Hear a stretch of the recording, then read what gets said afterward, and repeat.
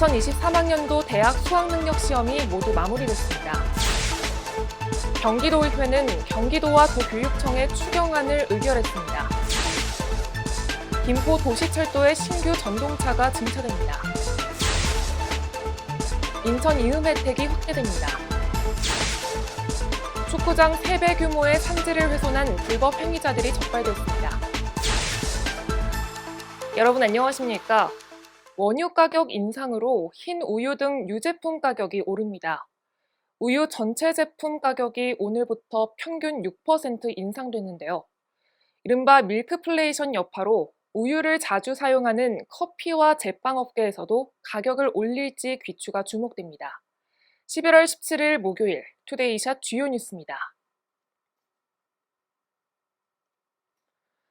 오늘 오전 8시 40분부터 전국 1370여 개 시험장에서 일제히 실시된 2023학년도 대학 수학능력 시험이 모두 끝났습니다. 경기도와 인천시에서도 각각 14만 6천여 명과 2만 6,178명이 시험을 치렀는데요. 고사장으로 들어가는 수험생들과 응원하는 가족들로 시험장 앞은 이른 아침부터 북적였습니다. 지각할 우려가 있는 수험생들은 경찰 순찰차의 도움을 받기도 했는데요. 다만 인천시에서는 안전에 대한 우려가 제기돼 경찰 오토바이 지원은 하지 않았습니다. 인천에서는 수험생 2명이 시험을 보던 중 실신과 복통으로 병원으로 응급 이송된 것으로 전해졌습니다.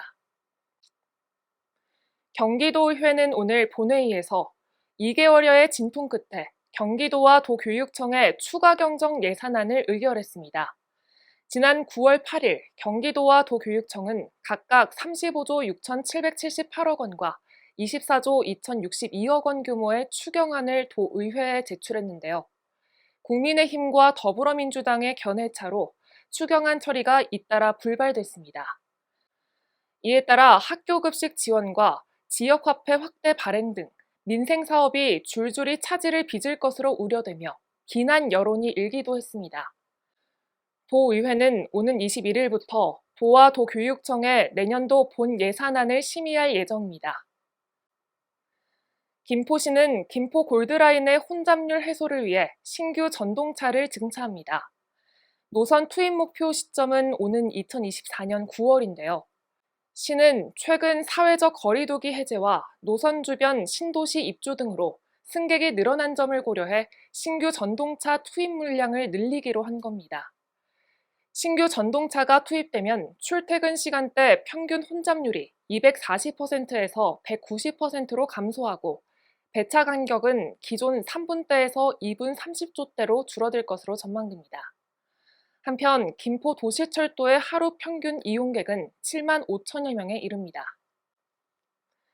인천시는 소상공인과 시민들을 위해 인천 이음 혜택을 확대한다고 밝혔습니다. 시는 새로운 인천 이음 운영 대행사 선정에 따른 협상에서 소상공인과 시민들에 대한 혜택 확대와 편의 서비스 증진에 중점을 둔다는 방침입니다. 특히 시는 연매출 5억 원 이하 가맹점 결제 수수료를 제로화하고 연매출 5억 원 이상 10억 원 미만의 가맹점의 결제 수수료도 감면해 소상공인들의 비용 부담을 줄였습니다. 또 시민 편의 증진을 위해 모바일 간편 결제 도입과 배달, 택시, 지역 쇼핑몰 등 플랫폼 연계 서비스를 계속해서 확장시켜 나갈 계획입니다. 축구장 3배 크기의 산지를 훼손한 불법 행위자들이 적발됐습니다. 이들은 개발 제한 구역이나 자연공원으로 지정돼 개발할 수 없는 산인데도 허가 없이 형질을 변경하는 등의 불법 행위를 저지른 것으로 나타났는데요. 경기도 특사경은 훼손이 의심되는 도내 산지를 항공사진으로 현장 단속해 위반 행위 53건을 적발했다고 밝혔습니다. 경찰은 관할 지자체의 신속한 원상 복구와 행정 처분을 요청하고 이들 불법 행위자들을 검찰에 송치할 방침입니다. 전국의 수험생과 가족 여러분 그동안 정말 고생 많으셨습니다. 열심히 준비한 만큼 좋은 결과 거두시길 응원하겠습니다. 오늘 뉴스는 여기서 마칩니다. 시청해주신 여러분 고맙습니다.